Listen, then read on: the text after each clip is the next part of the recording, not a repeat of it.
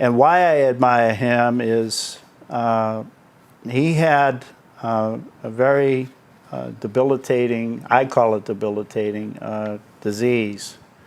And this guy's got guts.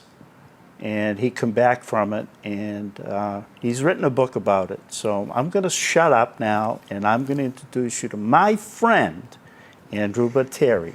Hey, Ken, good to see you again. Good to see you, and thank you for being here tonight. I really do appreciate it. Well, always a pleasure spending time with you, whether it's here or as one of the three amigos. Oh, yeah, and then Ernie's afterwards. And then Ernie's after that, exactly, exactly. But thanks, I appreciate it. Well, I appreciate you, and I appreciate the fact that you're so willing to come in and talk about your book, and also to talk about scleroderma. Okay, great.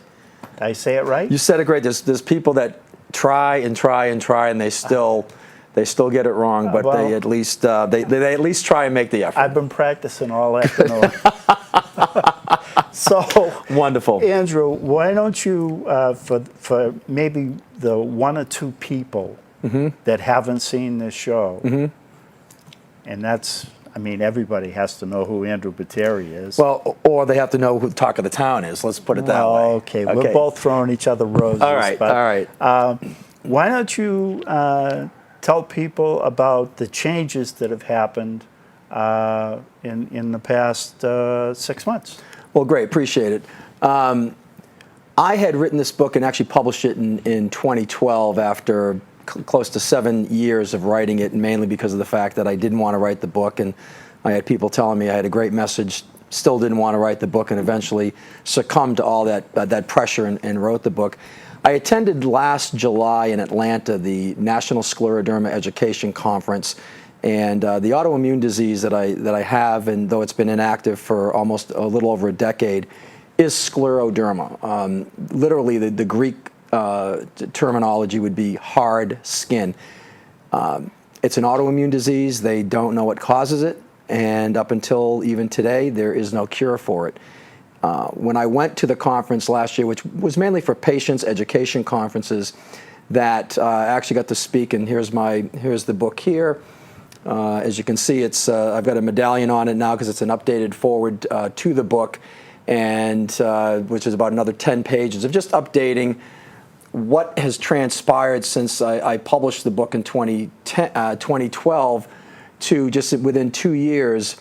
A lot of the different new therapies, new medical procedures that have resulted from all the research that's been being done. One of the biggest research areas is actually up at BU Medical Center, where my doctor, Dr. Sims, who is a rheumatoid arthritic specialist, they're always trying to find breakthroughs, and they've actually come across some very wonderful breakthroughs from things. For instance, one of the areas, I have systemic sclerosis, which means that the scleroderma not only showed itself on the outside of my body, but could also go internally.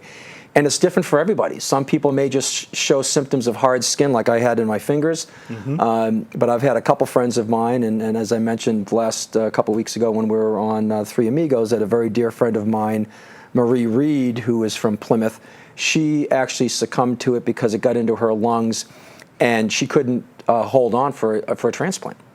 But I did have a friend of mine, Linda from Connecticut, originally from Hanson, Mass.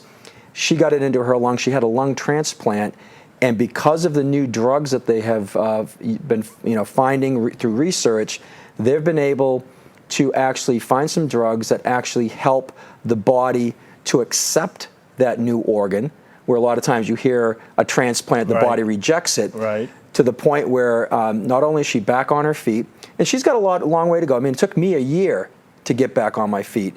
But now she's actually a mentor, which is awesome, for people who are also going into this surgery, so she can say to them, hey, I had this is what I went through, and this is what you can expect.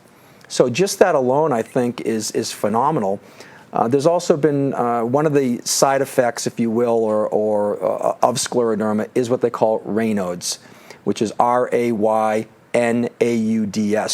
And I have it in my hands, basically because of the collagen. And again, let me just quickly back up. your body thinks it's under attack. Right. So your autoimmune disease fires off, and your body overproduces collagen. So when you cut yourself, and the scar tissue that forms from whatever cut you may have, Right. that's actually collagen. Oh. So your body senses that there's it's under attack, and in a hand wound, a cut, arm, or whatever, that the body says, I'm under attack. Right, exactly. So it sends the collagen there along with other proteins to help whatever is wrong with that individual. But our bodies think we're constantly under attack, so it overproduces the collagen. The collagen gets into low density areas of the body, mainly in the hands and the feet, and then it actually starts to harden or crystallize. Again, scleroderma, hard skin, Right. the Greek word for that. So the Raynaud's is something that we're afflicted with. I have another good friend of mine, Linda from Marshfield, who also has it. And during the wintertime, it can be pretty uncomfortable and very painful for some people who are living with scleroderma. Mine isn't as bad, but I have to wear, once the weather starts to turn and it gets a little cool, I constantly have gloves with me, whether I have them on or not, but I'm at the ready to put them on. Oh, okay. And actually, I was supposed to play a couple weeks ago, and I had to cancel that because I actually ended up getting, as you can see, that little... Oh, yes. At first, I thought it was a blood blister, but it actually turned out to be an ulcer, because one of the things that Raynaud's does is it can also cause ulcers under the skin. And I saw Dr. Sims last Friday, and we were talking about it. And one of the things that I garnered from the educational conference in Atlanta that was not really talked about 14 years ago when I first came down with the disease is that they're now talking about how stress can be a trigger for it. 14 years ago, Dr. Korn, who was my doctor at BU Medical at the time, I had mentioned to him about how stressful I was doing a startup.com, vice president of sales operation. I was working 70+ hours a week. I was a maniac.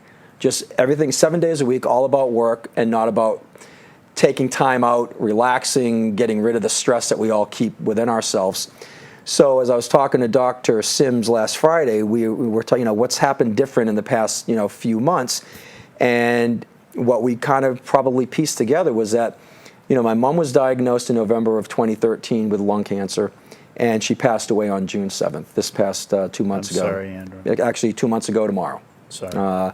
Wonderful, wonderful woman. And have to also give a shout out to my dad, who died in November of 2009, but today he'd be 86 years old. Today's his birthday. Happy birthday. So happy birthday, Papa. And so we think that because of all that stress and just, bringing her home from the nursing home, helping her pass at home versus wanting to pass, and we were sleeping on couches, my sister and other siblings were just doing a fantastic job we're trying to take care of her, that they think this is stress related. It's now starting to feel much better. So my next music gig is at Friday night, August 29th at the Pilgrim Sands Motel. So knock on wood, and my novenas, I'll be ready to go and play. I thought you played with a pick. I do. These are the string fingers. Oh. If I was left-handed, then I'd be like, if I was like Paul McCartney, I'd be like this, but Okay. I'm not. Well, you're Paul McCartney to me. I wish I had You 5% of his money. I wish you did too, because I'm sure you remember your friend. I would remember my friends. So that's really what, the book I wanted to really talk about. Some of these new therapies is also for those people that do get Raynaud's really bad or get the, I've had some friends of mine. I met two beautiful women, young ladies from San Francisco at the conference, and they've actually had some of their fingertips removed because of the ulcers. The ulcers. And they turn gangrene. Really? So for the last month, or 3 weeks ago, when this first started to come down, in my mind it was like, gosh, is the scleroderma rearing its head again? Is there more stress involved for you? And it was very, just some sleepless nights, but through prayer, which is one of the reasons why I'm alive today, and just constantly asking God to put His healing hands on me. We got good news last Friday, so I was pretty excited about that. I'm happy for you. Same here, man. I'm very happy for you. Thanks. Now, the real brains behind Talk of the Town. Where is she? Is watching on television. Hey, Karen. Now, she gave me a whole bunch of things that I'm supposed to ask you. Okay. All right. So if we've already covered it, you can just answer me with, Couple. Okay, sounds good. we'll get your medical history, you know that. Karen wants you to tell us 5 lessons that you've learned. Okay, well, it's I've learned a lot of lessons, but I think some of the major ones. The first one is, and we've all heard this. I mean, it's like such a cliche, but it's something that we talk about, and it's sort of like we procrastinate on it. But one of them is stop and smell the roses, or I'd like to actually re-term that and say stop and grow some roses. Ooh, I like that. So that you actually are involved in it. I live in a condo, beautiful condo, and I grow tomatoes, herbs, because I love to cook. And so to me, that's very therapeutic for me. So, stop and smell the roses. It's extremely important that we appreciate, where we are in our life, what we do in our life. And so, that's one of the big ones, is really looking at, what are we, here for? And because we live in such a chaotic lifestyle, we're always on the go. We never take. I remember as a kid, we used to go over to the neighbors and we'd sit on the front porch for hours, just talking to our neighbors. We don't even, when we drive by our neighbors today, we don't even toot the horn. We're all in such a busy involvement in our lives and everybody else, and that's only been 30 years ago. Yeah. So it's amazing how things. So stop and smell the roses. The other one is that we talked about one time. You got to give back. Oh yes, we talked about that. And you had the ladies here from the Plymouth Pet Adoption, right? And that, to me, I mean, theirs, you could tell from their interview today, it was a labor of love that they do. But whether it's that, I mean, when I first moved here to Plymouth from Scottsdale, and I had to get back on my, like I said, it took me a year to get back on my feet. I really wanted to give back, mainly because God gave me a second chance.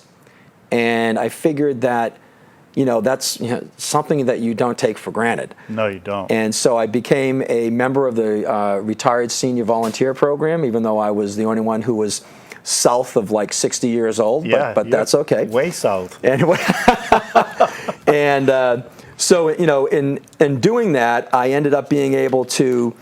I was a reading tutor. I was a reading tutor for second graders at Nathaniel Morton School, which ironically, my godmother and the mother of my namesake, Andrew Lewis Balboni, she actually went to high school there when she first moved here from Plymouth from Italy. Like old home week. And it was amazing. So I'm walking through the whole halls. Family's there. Pretty much. I mean, pretty much so. Right. So that's the other thing, is give back. And even if it's, money's great to donate you money, and I do that as well. But give up your time. There's so many, especially here in Plymouth, there's so many opportunities. We just had our scleroderma walk on June 22nd down on Nelson Beach, and we actually had one of the troops, and I forget the troop, but it's Mr. McCormick's Boy Scouts troop. But they've come for the last 3 or 4 years, and they volunteer their time to help us clean up after our walk. Isn't that great? And they enjoy it. They come, they go, what can we do? All right. So really look to volunteer.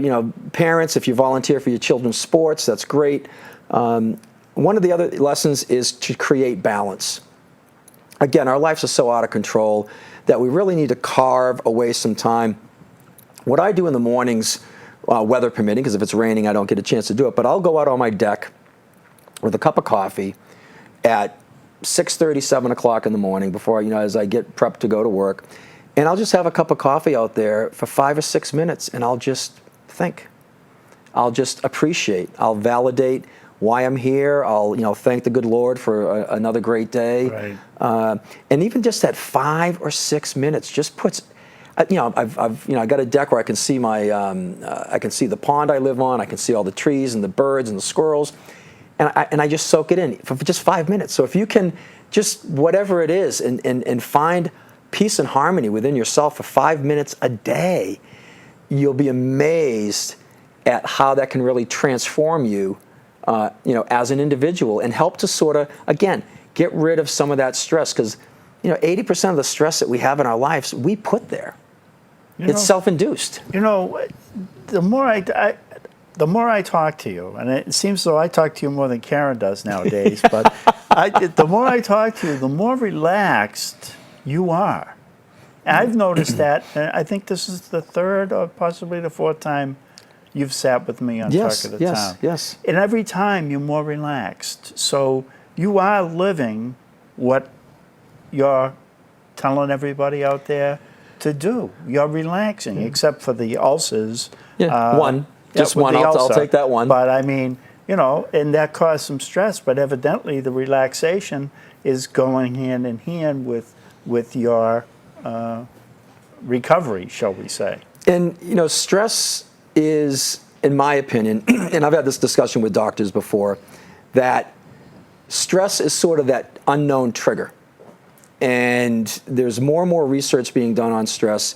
So, you know, the children that have, you know, all these diseases and allergies and all this stuff, you know, blood diseases and even younger adults, there is, I feel there's a trigger in all of our bodies, and stress is the one that fires it off.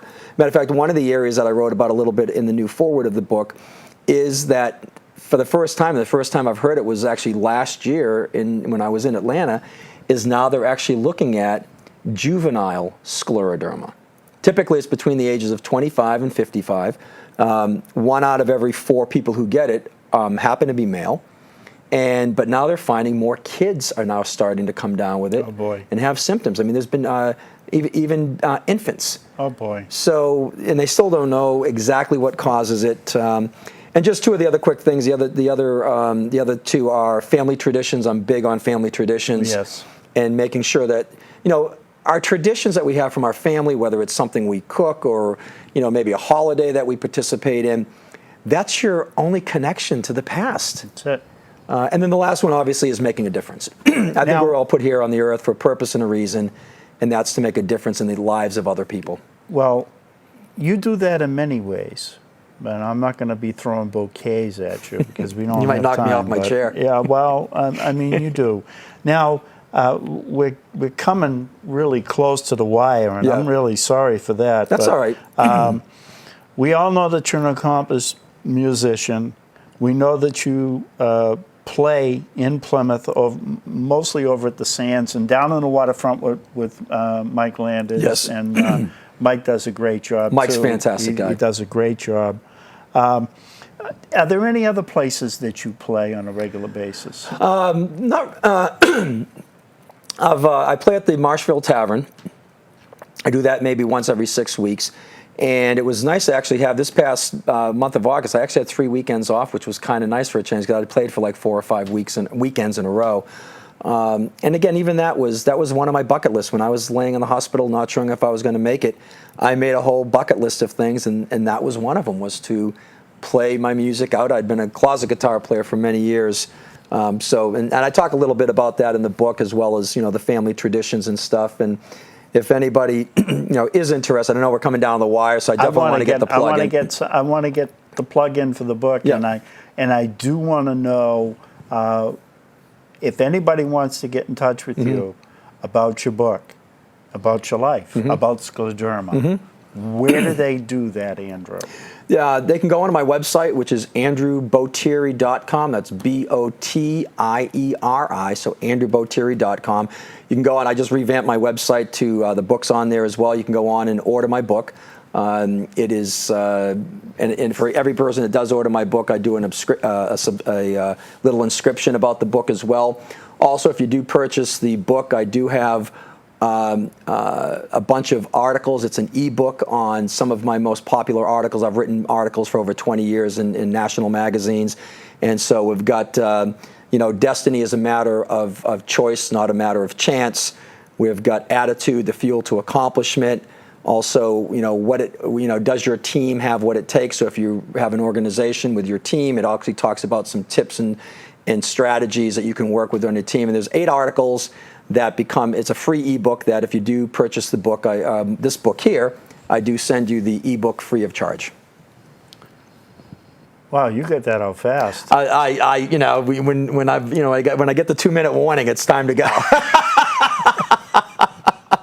Well,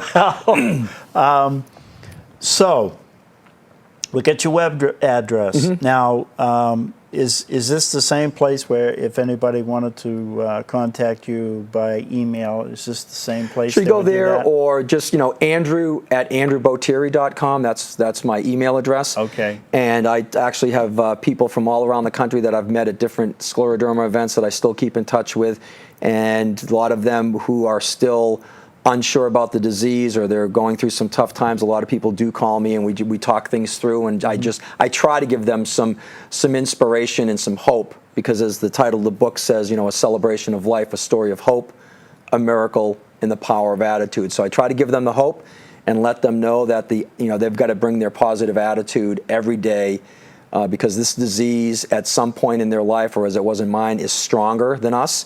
We have to become stronger than it. Andrew, there's no way I can top that.